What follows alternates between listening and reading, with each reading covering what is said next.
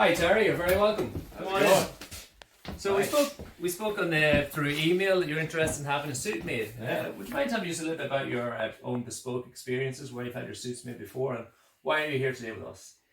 Okay, well, I've had my suits made on Savile Row in Henry Pools. I really like my product and everything, but I'd rather quicker turnaround. Quicker turnaround time. And this coat you're wearing today, is this an example of their work? Yes, it is. Right, so this is your favorite coat. Could you tell me what is it about this coat that you like so much? I like the material. It's cashmere. It's really comfortable. It fits me really well. Makes me look taller. Yeah. Yeah, It looks pretty good on you. Yeah, so what I'm going to start off with is, before we start jumping into the cloths and that, we're going to have a look at the coat itself, take a few little measurements off it, and that'll help influence us as we're going forward. We'll have a look at the fit of it, and that'll help the process going forward. So we have the mirror here behind us. So for this part of the demonstration, we are seeing that the door here is the mirror. Now, whenever we are meeting with clients, we never actually want to fit them or measure them in front of mirrors. Whenever we see a reflection, we tend to correct our posture. So what we do is we actually take the client like this, and by the elbow we guide them up to the mirror, and then we turn them around like so. So we want to turn them all the way around so the back is now facing the mirror. Just take a couple of steps forward for me, please. Right there is good. Okay, so what I have set up here is my station. So this is, right here I have all the measuring tapes that I need. I've got my tablet here, I've got my measuring devices, everything that I need to conduct the initial consultation. So the idea here is we're going to take a few quick measurements off the coat. The idea is that we can actually use the coat to help establish a line on the customer for a start. So like their point to point, their half back. If the garment is quite well fitting, we can use those measurements to help determine the measurement directly used in the pattern. Now these are a different set of measurements than the body measurements. You'll have a separate chart for that. So the first thing I would do is I'd open up my tablet and make sure that I'm ready to start taking the measurement straight into it. As I say, never measure in front of the mirror. The other thing that we like to do is we also ask the client to empty their pockets. And I would strongly suggest that you have some sort of a box or a drawer or something where they can place everything. So just empty their pockets, and then you can place that all to one side. Don't forget, obviously, to hand it back to the customer whenever the consultation is finished. We always want to start with the measurements, because the idea of taking the measurements is to take control of the situation. So we're in control when we're doing measurements. That's our bit. When it comes to choosing the fabrics and that's really what the client's looking for, and that obviously we can guide them, but we really want to take control and command of the situation, so we always want to start with the measurements first. Having a garment on the person here, as I said, will help establish a line, and we can take a few quick check measurements from that. So what I'm going to do is I'm actually going to turn. Now in this situation I'd be standing to the back of Terry. I always want to stand between the customer and the mirror so they don't catch the reflection. But for the purpose of this demonstration, I'm going to turn them to the side so you can see the measurements that we're actually taking. So the first thing we do is we turn them all the way around like that. So what we're going to look at here is the point to point, and that looks actually quite good on Terry. So what we'll do is we'll take the point to point measurement. That's measuring from the shoulder seam at the top of the shoulder here on one side to the top of the shoulder on the other, and that's the point to point off the coat. That's coming out at 19.5. So then we come down here. Now the half back measurement is from the back pitch of the sleeve to the centre back. Take that, 8.5. Now you want to write down these measurements as you're taking them. And this is the benefit. If you have the customer here like this, you can take the measurement, you can write it down. Take the next measurement, you can write it down. Alright, so you're not constantly trying to move around the client as well. Another good tip is that when you're actually taking any measurement, is to nip the tape at the measurement like that, because you're most likely going to be talking to the client. Now there's certain questions you should avoid asking, like how was your day at work? You could say how your day was, but don't specifically mention work in case the person had a bad day. You could ask them about the traffic, the weather, have they been anywhere nice on holidays recently? Any sort of like polite questions that gets them to start thinking about something happy, and but not thinking. Maybe if they're wearing a wedding ring, you could ask, are they married, do they have children, stuff like that. Say avoid questions about work. So we have the point to point. We put the half back. Another measurement that we probably take would be the coat length here at the back. 29. We'd write that down. Again, this gives us an idea. We can look at the proportion. We can ask the client to turn this way. You can take a few steps forward. Sorry, just take a few steps back there, and you can have a look at the garment on them. See, does that look like a nice length? Now, what we're looking for in garments is that the length of the coat lines up roughly with the first knuckle on the thumb. And you can see that it's just a little bit longer. It's not too much. It's about a 1/4 inch or so longer, maybe a 1/2 inch longer.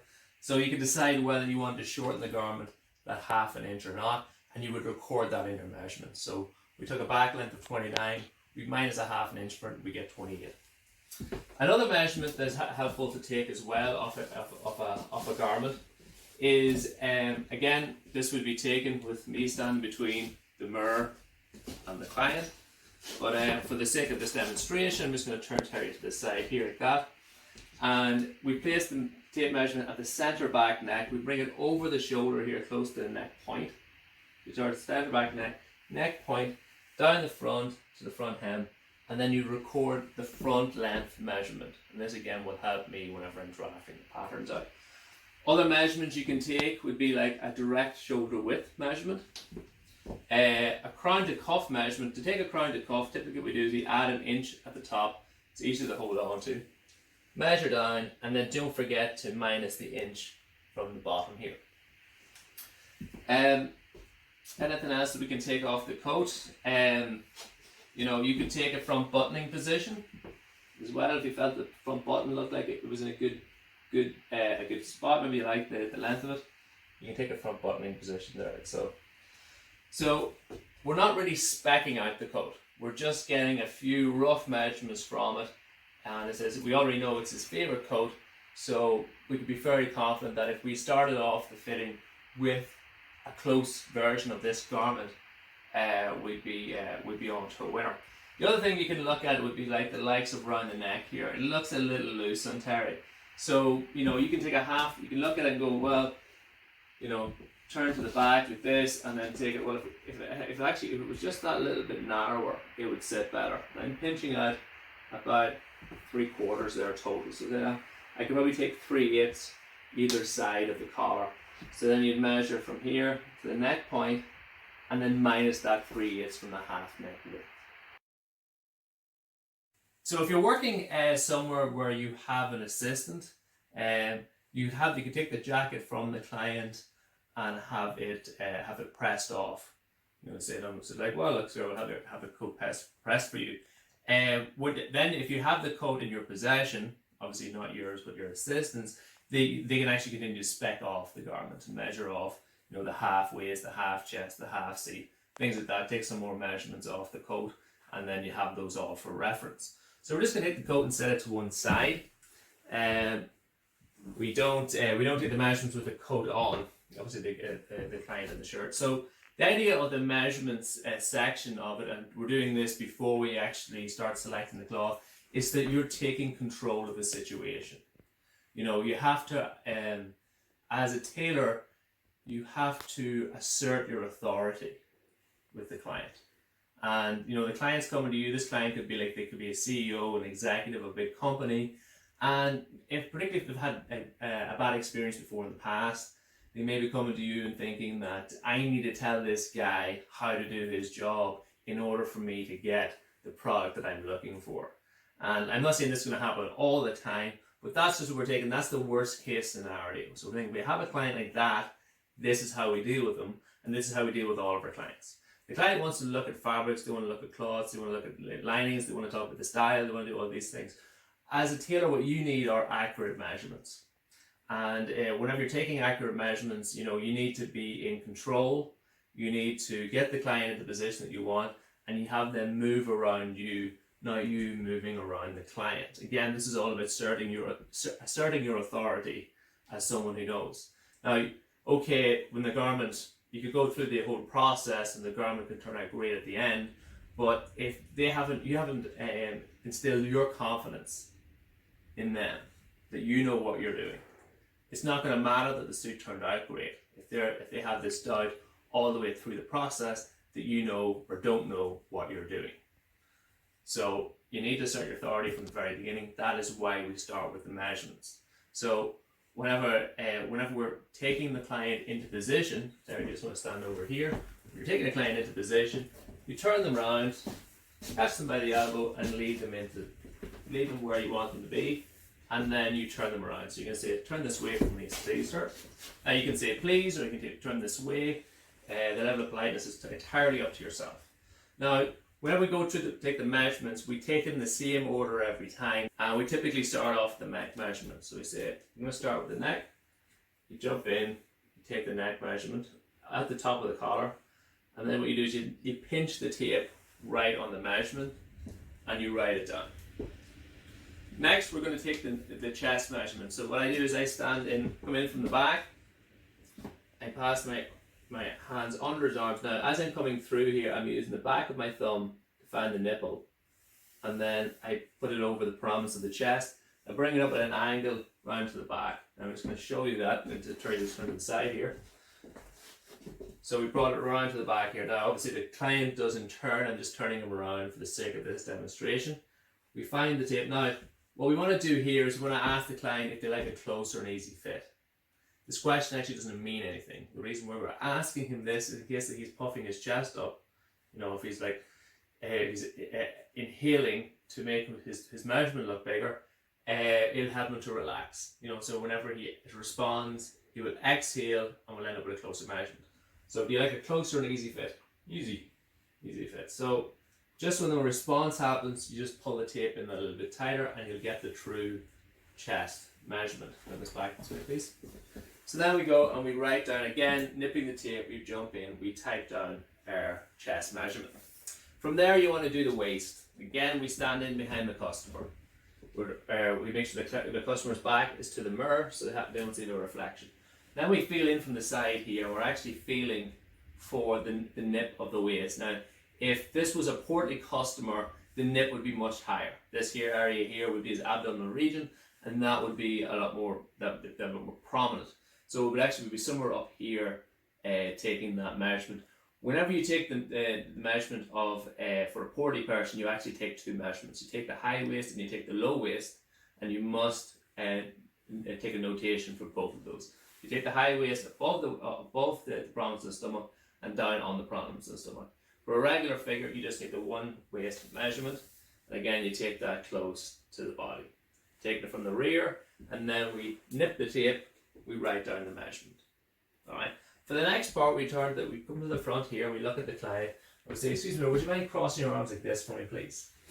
Crossing the arms like this means that as we go to take the rest of the measurements, his arms aren't going to get into the way. And again, we can take this all from the one position, which is standing to the rear of the client.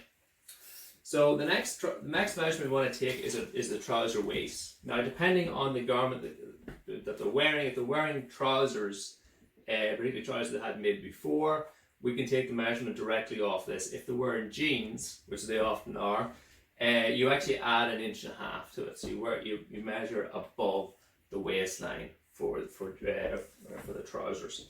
So we place this tape around. Now, depending on the style of the trousers as well, if they're going to be like brace tops or regular pants, you can ask them at this stage, like, do you like brace tops or do you like belted trousers?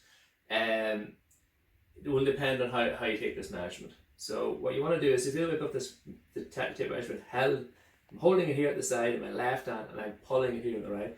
What you want to do is you really want to get the measurement and pull it hard. And fat will compress. Fat can compress up to 3 inches. So if the person's wearing belted trousers, you're taking a very close measurement than if they're wearing brace top trousers. If they're wearing brace top trousers, it's an on-skin measurement. You can always take two. You can always take one for like a close fit or an easy fit, and one for a very close fit. Alright, so we're just seeing there, an on-skin measurement there would be about 36, a close measurement would be 33. Now, the next measurement we want to take after our trousers or seat measurement. Alright, so we're going to ask them first of all to put his feet together for me, please. Now, what we do is we drop down onto one knee. Alright, and now what I'm doing is I'm eyeing up the prominence of his seat, which is right here. And I take the tape, so I hold it out while I'm eyeing it up, and I take the seat measurement, like so, and I pinch the tape. Stand up, and I write down my seat measurement. Now that I'm down here, I can also take the side seam measurement. Again, if it's if the trousers are in the position that we want them to be, you have to decide yourself what style that we're going for here. If we're going for this, you're better off measuring off what the person is wearing, unless they're wearing jeans, and then you want to add to it. So you take a measurement down to the heel of the shoe, nip the heel of the shoe, back up, write down the measurement. Now for the inside leg measurement, the general rule is same sex measure direct. So if you're male, the client's male, you can take a direct measurement for the inside leg. If you're a woman and the customer is a man, you don't. You take a rise measurement and then vice versa. So for how to take an inside leg measurement, we generally take this from the front, or you can take it if you have enough room to the side, take it from the side. We're going to take it from the front, so just turn it this way. So usually say, now we're going to take the inside leg measurement. Most clients, when they hear that, they usually open up the leg in anticipation. And the next question you must ask is, on which side does the customer dress? Some people don't know what that means. Most people who experience in bespoke will, but some people don't. If they're the first experience of bespoke, or maybe you're doing like made to measure, who knows. So there's little subtleties you can do. You can go, do you dress to the left or do you dress to the right? And that's usually enough for people to understand what you mean by that. If that fails, you can always say, in which wing of the house do you keep the family jewels in? And, people will usually pick up from there as to what your meaning is if they didn't know before. So how we take an inside leg measurement, Terry, on what side do you dress? Left. Dress to the left. 90% of people do dress to the left. 90% of people are also right-handed. So what we do is we take the tape measurement there like that, and we place it between, so we generally use soft-ended tapes in Savile. We don't start sticking this up there and fishing around in it. We take it and we lay it against our hand like so. We place the tape in line with the little finger. You push up, and then you grip at the heel. You right down to the heel of the shoe, and then you've got your inside leg measurement. If you don't particularly like taking inside leg measurements, or again if you're of the same sex or opposite sex of the person you're dealing with, you can use an L square. And the L square works by similar principle. What you do is you take the inside leg measurement by taking the L square up, and then push up and measure up to the top of the waistband. Then that measures at 11 3/4.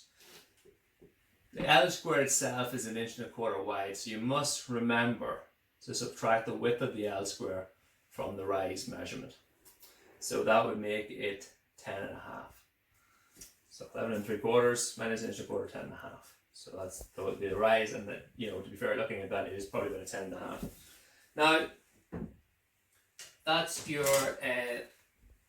that's the inside leg done. The next then from there is we would typically take the point-to-point measurement. Again, I would take the point-to-point measurement standing here between the client and the mirror. But for the sake of this demonstration, I'm going to turn him around so you can see how I take these measurements. Now, what we're looking for is the ball of the shoulder here. We can feel this little bump here and here. So those are the balls of the shoulder. We measure from one over to the other, and we'll see that actually measures at about 19 inches. Next is the half back. Now what you can do with the half back measurement is you can place 2 rulers under either arm and have them hold in place, and then measure from the top of the ruler on one side to the top of the ruler on the other side. Or you can feel into the back here, just for where the fold of the skin is between the arm and the chest. Place the tape here, and then over to the other side. And then we pull it out, and rather than trusting my own judgment, I take the tape and I fold it in half, like that, and then I write down the half back measurement. Now there are other measurements that you can take. I rely mostly on head unit, but we'll take them as check measurements. One of them, the first one I'm going to show you is how to establish a person's height if you don't have a height stick. What you can do is you can take the tape measurement here, the long one, lay it at the back of the neck, and then measure it all the way down to the height of the shoe. That is 61.5, and that'll be 7 head units. So you can take the full back length like that. Another measurement that we also take is the side depth measurement. The side depth is taken by draping the tape over the back of the neck, bringing it up onto the arms, crossing them over. Now if you've got a pin but a pin in it, rather than using your finger, I'm just going to use my finger for this demonstration. And then measure down like so, and that's giving me a side depth of 10 inches. Now that we've got the side depth measurement, the next one I want to show you is how to use the front side device. So turn and face me please, Terry. So the front side device clips on onto the arm here. Now take a hold of the elastic, you can either pass it over the top of the shoulder or around the opposite neck. Around the opposite neck is a lot more secure, it won't fall off. Now the purpose of this inch tape here, the one from the front of the side, is to turn the front there, sorry, is you can actually use this on corpulent figures, or if you're short in stature, this could also help as well. So just turn to the side there. What we can do is we can take the tape measurement and bring it high up over the shoulders here at the back, under the arm, turn to the front there, and then low over the front chest, and we take it all the way here to this to that point there, and we've got our chest measurement. So that's for corpulent disproportionate figures or people who are short of stature. Now the one I actually want to show you, the other one on this, is the front side measurement. That's taken from this inch tape here. It's taken around from the front of the side around to the back of the neck, the center back of the neck there, and you feel for the nape of the neck where that lump is. That's your measurement. Now what you want to be sure is whenever you're taking this measurement is that you're keeping the side device straight, that it's tucked in underneath. It's not pulled up or it's not pushed down. You want to sit right in there at the front of the side. It is shaped so it will naturally find the front of the side, and that's your front side measurement. That measurement can be used to help me determine what the front balance is going to be. So let's clip that off. Now, turn and face the camera for me, Terry. So again, we're taking all these measurements. I'm turning around and doing this purely for the demonstration purposes only. All the measurements are taken standing behind the client, blocking his view of the mirror. Now, the other thing we like to use is the Perkins device. We never like to tell the customer when we're using the device. We usually typically take it towards the end. The reason for this is whenever a client comes in initially, they're self-conscious, they are standing probably more erect, better posture. But as the process wears on, they get more tired, it's taking a lot longer. So what we do is then we come out with a Perkins device and we just sneak it in and take the measurement. So if you just turn to the side here for me, Terry, so we can get a view of this. So without making the client aware, I just slip out the Perkins device, I set it back against his back, and then I note the measurement right here. And Terry here, this is 2 3/4. So that's his posture. Now there are wings on the Perkins device. Those wings are for whenever you can set the Perkins device on there like so, and take the other measurement. So the other measurement measures for the wings, measures for the blades. That's measuring at 3 inches. So if you minus 3 inches from 2 3/4, it's telling us we have prominent shoulder blades here of 1/4 inch. That's what that means. So again, that'll also be another notation I want to take. We also have a shoulder angle device, and this shoulder angle device is we take it for the rear. Take it from the rear, but it's actually for the front shoulder.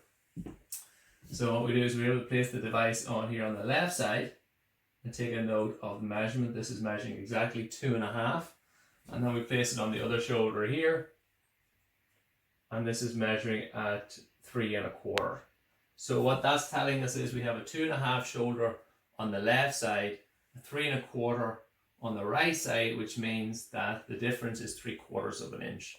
So we can say low right shoulder, 3/4 of an inch.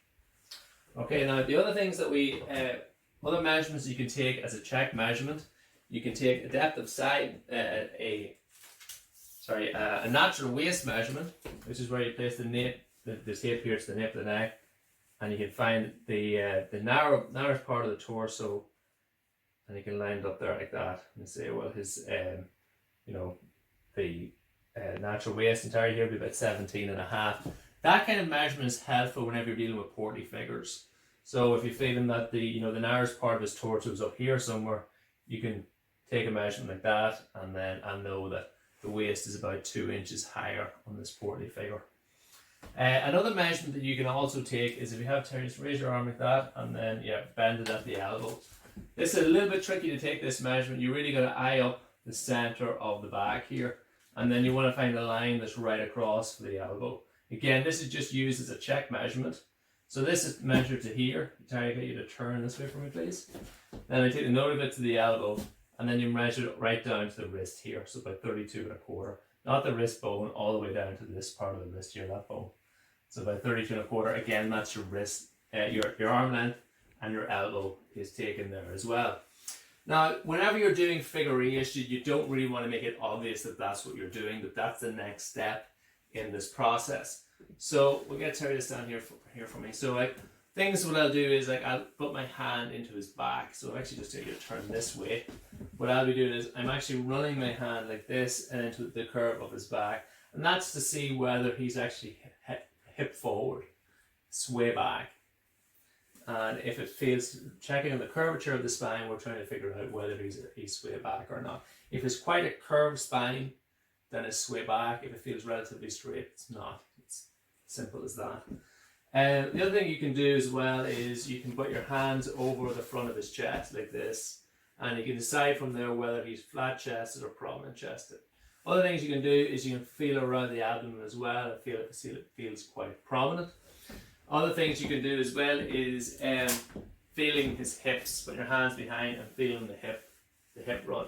Typically what you will find is that on a person who has, so Terry, we decided you were drop right. Mm-hmm. So we decided to drop right. What we'd expect to find is a high right hip and a low left hip. It's typically how it goes. So if you can feel a considerable difference between the right and the left hip, take note of it. Just say high hip, prominent hip, flat hip, which way you wanted to note that. So we've got the posture, we've got the shoulder angle. What else do we need? Well, the last thing we actually need is the kind of the leg figuration. So this thing, because we have the posture, because we have the shoulder angle, we don't really have to worry about his chest. Now, if we turn him to the mirror or we start observing his figure, he's most likely going to correct his posture, but that's not going to matter because we're now focused on the legs. So please, sir, just turn this way, take a couple of steps forward for me, please, and turn and face me. All the way around, that's it. Now just stay right there. Feet together for me, please. Arms by your side, chin up. Now this is where we take a few steps forward, where we actually start to observe the figure itself. And you actually can see there's little clues on his figure as well.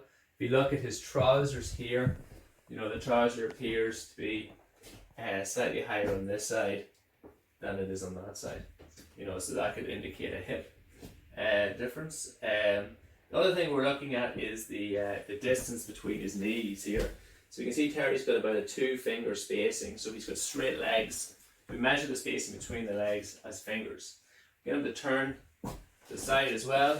Next thing we're looking at is the seat. Terry just appears to have a regular seat, so that's another thing we would note is a regular seat. So that concludes the measurement part of this section.